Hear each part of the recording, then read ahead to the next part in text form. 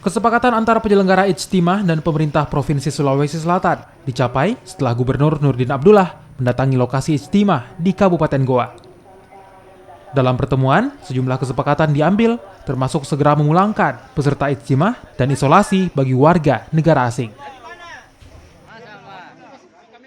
Dengan melihat perkembangan saat ini dan berdasarkan anjuran dari pemerintah dalam rangka membatasi penyebaran virus corona, maka dengan ini kami dari pelaksana Ijtima Asia menyatakan untuk menunda kegiatan Ijtima dengan langkah-langkah sebagai berikut.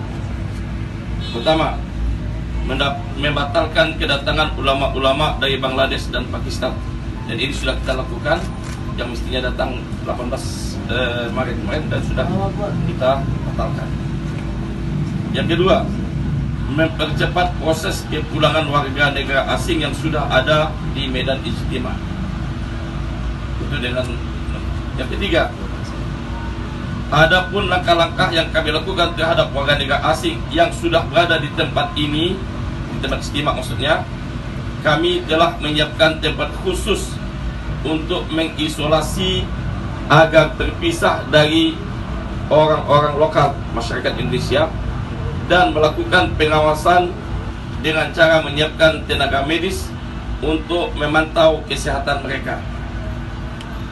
Yang keempat, perlu juga kami sampaikan bahwa jamaah asing yang telah hadir di Medan Ijtima ini adalah mereka-mereka yang sudah berada di Indonesia 2 atau 3 bulan yang lalu, yang visanya masih berlaku sebelum merebaknya virus corona.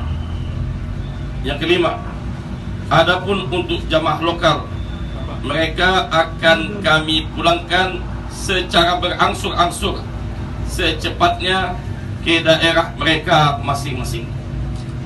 Demikian penyampaian ini kami sampaikan. Semoga Allah Subhanahu wa Ta'ala menyelamatkan kita semua dari wabah ini dan memberikan kebahagiaan yang sempurna kepada kita semua di dunia dan di akhirat. Assalamualaikum.